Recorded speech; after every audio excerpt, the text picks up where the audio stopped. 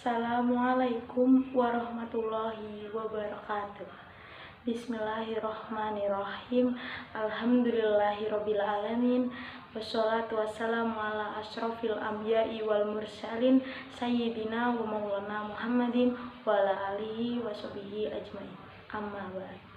Pertama-tama, marilah kita panjatkan puji syukur kehadirat Allah yang telah memberikan kita nikmat yang sangat besar sehingga sampai saat ini kita masih diberikan udara sehingga kita bisa bernafas dengan lega sampai saat ini. Shalawat serta salam marilah kita berikan kepada junjungan Nabi Agung Muhammad SAW yang telah membawa kita dari zaman kegelapan menuju zaman yang terang benderang. Sebelum saya akan mengajak teman-teman untuk mendengarkan materi saya, di sini saya akan mengajak teman-teman untuk bersolawat. Bismillahirrahmanirrahim.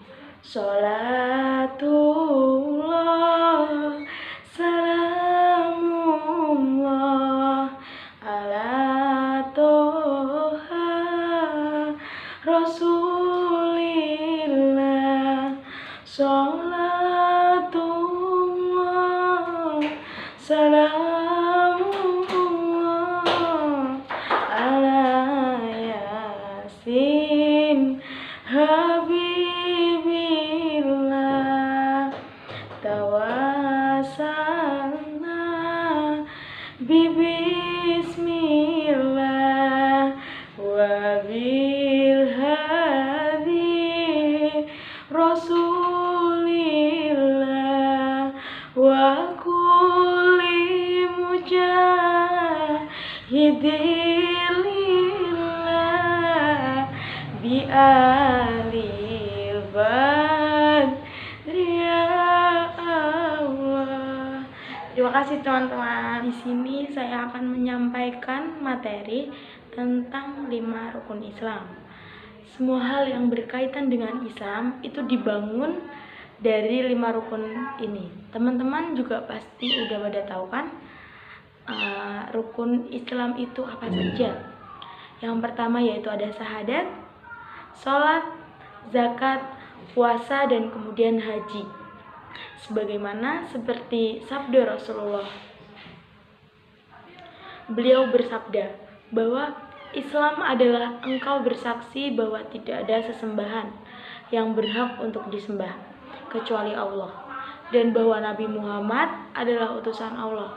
Engkau mendirikan sholat, menunaikan zakat, puasa Ramadan, dan pergi haji jika engkau mampu. Nah, itulah pentingnya sebagai seorang muslim, kita tentunya harus tahu dan harus memahami apa arti dari kelima rukun tersebut. Paling tidak, kita bisa memahami sedikit saja. Kalau tidak seperti itu, apa mau kita ditertawakan oleh malaikat, ya kan? Ketika di akhirat nanti, kita akan ditanya oleh malaikat, apa maksud rukun bersyahadat? Lalu kita tidak bisa menjawab, malah geleng-geleng. Kan gak mungkin banget ya. Dan kalau diibaratkan dengan pohon, kalimat la ilaha illallah itu akarnya menghujam. Kalau bahasa Jawanya orang itu sak jeroneng atau sedalamnya tanah seperti itu. Jadi seberapa dalam itu kalau digali, kemudian pohon itu atau cabangnya itu akan menjulang sampai menembus langit. Subhanallah. Sebelum kita mengetahui makna yang dalam kalimat syahadat, kita juga harus mengerti artinya terlebih dahulu. Apa artinya? Kalimat tauhid la ilaha illallah Muhammad Rasulullah, yang artinya tiada Tuhan selain Allah dan Nabi Muhammad adalah Rasul Allah. Dalam hal itu tidak ada sesembahan yang berhak untuk disembah selain Allah. Sebagai umat Islam yang sudah mengucapkan rukun Islam yang pertama tersebut, dia harus memegang janji-janjinya untuk selalu menyembah Allah Subhanahu wa Ta'ala dan menjauhi segala larangannya serta mematuhi segala perintahnya. Walaupun seperti yang kita ketahui semua bahwa manusia itu tidak akan luput dari kesalahan dan dosa. Tapi setidaknya kita semua berusaha untuk menjadi yang lebih baik, yaitu dengan cara menjauhi larangannya dan menjalankan semua perintah Allah Subhanahu wa taala. Di dalam kalimat syahadat tersebut juga memiliki beberapa syarat. Di antaranya yaitu ada 1, ilmu yang menafikan adanya kejahilan. Merupakan suatu hal yang sebenar-benarnya untuk menyembah Allah.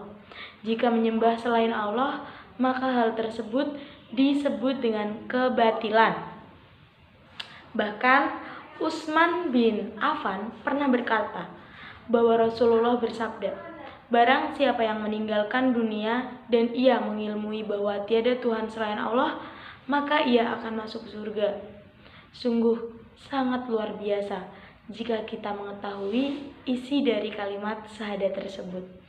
Yang kedua yaitu ada yakin yang menafikan adanya keraguan-keraguan, yaitu wajib bagi seseorang yang sudah mengucapkan kalimat syahadat untuk meyakini kebenaran bahwa adanya ucapan syahadat tersebut, itu percaya bahwa Allah dan Rasulullah tanpa memiliki perasaan ragu.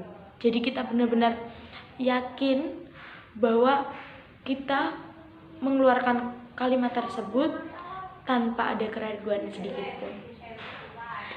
Yang ketiga yaitu ikhlas yang menafikan adanya kesyirikan, yaitu memurnikan amalan perbuatannya hanya karena Allah, serta bersih dari noda-noda atau hal-hal syirik yang menggoda untuk tidak mempercayai makna dari kalimat tersebut. Bahkan Rasulullah juga pernah bersabda bahwa siapa saja orang yang paling berbahagia dengan syafaatnya pada hari kiamat adalah orang yang mengucapkan la ilaha illallah secara ikhlas dari hatinya. Yang keempat yaitu ada jujur. Jujur yang menafikan adanya pendustaan, yaitu jujur dalam mengikrarkan kalimat la ilaha illallah dengan benar-benar jujur. Yang kelima yaitu ada cinta yang menafikan adanya kebencian, yaitu di sini kita benar-benar mendalami apa makna keseluruhan dari kalimat la ilaha illallah dengan perasaan penuh cinta. Karena mencintai atau mengenali kalimat tersebut merupakan bentuk dari bukti kecintaan kita kepada Allah Subhanahu wa taala. Yang keenam yaitu ada tunduk yang menafikan adanya pengikraran. Menerima apa saja yang terkandung dalam kalimat tersebut, entah itu melalui makna dan artinya yang membuat kita tunduk dan patuh akan perintah ajaran dan menghindari segala larangannya. Tunduk dalam setiap jalan menuju kebenaran karena takut dengan api neraka. Yang ketujuh yaitu menerima yang menafikan adanya penolakan. Harus menerima dengan ikhlas dalam pembacaan kalimat tersebut dengan hati dan lisannya. Lalu yang kedelapan itu ada ingkar kepada sesembahan selain Allah. Itu merupakan kepatuhan kita untuk secara ikhlas bisa menerima dan menolak segala hal yang berkaitan dengan mengingkari sesembahan selain Allah. Semoga senantiasa masih pada betah nontonnya, karena ini tuh baru satu pembahasan tentang rukun Islam, belum 4 rukun Islam yang lainnya. Maka dari itu, ayo dibuka lagi matanya, teman-teman semua, difokusin lagi nontonnya, dan jangan ngantuk, supaya ilmunya bisa diamalkan dan tidak mudah dilupakan. Oke, selanjutnya yaitu rukun Islam yang kedua, yaitu sholat. Nah, sholat ini kan juga sangat penting untuk menjadi pelengkap kita sebagai jalan pembantu dan meringankan kita di alam kubur. Semoga Islam yang kita pegang ini bukan hanya sekedar Islam KTP nih, karena kita juga perlu mengamalkan segala hal baik yang sudah diajarkan. Jadi sholat itu merupakan amalan yang pertama kali yang akan dihisab pada hari kiamat. Ada yang tanya, sholat saja kalau nggak ngerti doa-doanya berarti tidak apa-apa ya Ustadz? Kan itu sudah sholat. Waduh, lah ini pengertiannya itu dari mana? Kita sudah pernah diajarkan sejak kecil. Jika kita tidak tahu, maka ikutilah kajian-kajian yang membahas tentang sholat. Jadi, sholat itu bukan asal dikerjakan semau kita begitu saja. Karena sholat itu punya syarat sahnya. Jadi di sini saya akan menyampaikan beberapa syarat sahnya sholat. Yaitu yang pertama, masuknya waktu sholat. Kalau sudah masuk waktunya sholat, itu di sini bukan karena ada azan zuhur kalian baru mau masuk sholat subuh. Nah, itu pemahaman yang keliru. Maksudnya waktu sholat itu ketika azan zuhur, maka kita harus segera untuk melaksanakan sholat zuhur. Gitu, seperti firman Allah dalam surat An-Nisa ayat 101 yang berbunyi, Bismillahirrahmanirrahim, mauquta kitabang al-mu'minina alal kanas as-sholawat. Artinya, yaitu sesungguhnya sholat itu adalah fardu yang ditentukan waktunya atas orang-orang yang beriman. Nah, jadi sesegera mungkin kita harus sholat. Jadi kalau sudah tiba waktunya, jangan ditunda-tunda lagi sholatnya. Oke teman-teman. Jadi seperti itu. Yang kedua, yaitu ada suci dari hadas besar dan hadas kecil. Yang ketiga, ada sucinya pakaian, badan, dan tempat yang kita pakai untuk sholat. Nah, jadi begini, kalau misal kita sholat dalam keadaan yang kotor, dalam keadaan baju kotor, badan yang masih berkeringat atau masih bau, nah itu kan gimana sih kita akan menghadap Sang Pencipta? Masa kita menggunakan tempat yang kotor dan bau badan seperti itu? Jadi sebelumnya kita bersih-bersih terlebih dahulu, baru setelah itu sholat. Seperti itu ya.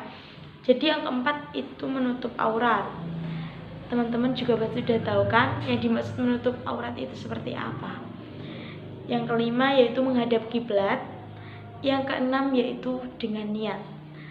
Jadi teman-teman kalau misal sholat tapi rak niat, itu ya sepertinya sama aja. Tapi kan kita sebagai manusia tidak bisa menilai amalan seseorang, karena hanya Allah yang tahu seperti itu. Selanjutnya yaitu rukun Islam yang ketiga. Teman-teman udah pada tahu kan rukun Islam yang ketiga itu apa? Ada zakat. Nah, zakat di sini itu berarti hak wajib. Hak wajib pada harta tertentu yang itu wajib diberikan kepada kalangan tertentu pada waktu tertentu. Allah berfirman bahwa ambillah zakat dari sebagian harta mereka, karena dengan zakat itu kamu bisa membersihkan dan mensucikan mereka, dan berdoalah untuk mereka. Sesungguhnya doa kamu itu akan menjadi ketentraman jiwa mereka, dan Allah itu Maha mendengar lagi Maha mengetahui. Nah, di sini teman-teman udah pada tahu siapa yang wajib mengeluarkan zakat? Akan saya sampaikan, yaitu yang pertama muslim yang merdeka, terus yang kedua itu memiliki harta yang sudah mencapai nishab. Nah, nishab di sini itu merupakan ukuran minimal benda yang wajib untuk zakat. Harta yang wajib dizakati itu diantaranya ada emas, terus juga ada perak, pertanian, dan buah-buahan. Terus juga peternakan, perdagangan, serta rikas. Yang ketiga yaitu melewati 1 tahun Hijriah. Hal ini itu seperti yang disabdakan oleh Rasulullah, harta tidak wajib dikeluarkan zakat kecuali setelah melewati setahun. Terima kasih untuk teman-teman yang masih menyimak video ini. Langsung saja kita lanjutkan, yaitu yang keempat, rukun Islam yang keempat, yaitu puasa. Seperti yang kita ketahui semua, bahwa dalam puasa ini merupakan ibadah yang sangat besar sekali, di mana hanya Allah yang tahu seberapa besar pahala bagi seseorang yang melakukan puasa. Bagi seseorang yang melakukan puasa adalah menahan diri dari hal-hal yang dapat membatalkan puasa, mulai dari terbit fajar hingga terbenamnya matahari. Macam-macam jenis puasa juga sangat banyak. Ada puasa wajib seperti puasa bulan Ramadan, puasa sunnah seperti puasa Senin dan Kamis, puasa makruh seperti puasa wisal, ada juga yang dilarang seperti puasa hari raya Idul Fitri dan Idul Adha. Kemudian rukun Islam yang kelima atau yang terakhir yaitu adalah haji bagi orang yang mampu. Jadi haji itu wajib dilaksanakan bagi setiap muslim yang merdeka, dewasa, berakal, mampu, dan itu dilakukan sekali seumur hidup. Firman Allah dalam surat Al-Imran ayat 97 yaitu Bismillahirrahmanirrahim. Fihi ayatum bainatum maqamu Ibrahim wa man dakhalatu kana aminna walillahi 'alan nasi hiju baiti man istata'a ilaihi sabila wa man kafara fa innallaha ghaniyyun 'anil 'alamin. Shadaqallahul adzim. Artinya yaitu padanya terdapat tanda-tanda yang nyata. Di antaranya makom Ibrahim. Barang siapa yang memasukinya, Baitullah, itu menjadi amanah. Dia yang mengerjakan haji adalah kewajiban manusia terhadap Allah, yaitu bagi orang yang sanggup mengadakan perjalanan ke Baitullah. Barang siapa yang mengingkari kewajiban haji tersebut, maka sesungguhnya Allah Maha Kaya, tidak memerlukan sesuatu dari semacam alam. Ibadah haji juga merupakan ibadah yang paling utama, yang memiliki keutamaan yang sangat besar. Di antaranya yaitu balasan-balasan Allah berupa surga dan juga pengampunan dosa. Begitulah pelajaran Islam yang sangat luas dan penuh makna. Apabila kita sudah mengetahui isinya, hanya Allah lah yang tahu setiap amalan dari perbuatan hambanya. Kita hanya bisa melakukan yang paling baik di jalan yang benar, serta juga kita bisa menghindari larangan-larangannya. Sebagai muslim, kita juga harus mengetahui sekali rukun Islam adalah wajib serta mengamalkannya sebagaimana yang telah ditentukan. Mungkin itu saja yang bisa saya sampaikan dan sedikit ilmu yang bisa saya sampaikan. Ikan arwana, ikan pari, semuanya mati. Ilmu agama itu harus dicari untuk bekal di akhirat nanti. Akhirul kalam, wallahu muwaffiq ila aqwamit thoriq. Wassalamualaikum warahmatullahi wabarakatuh.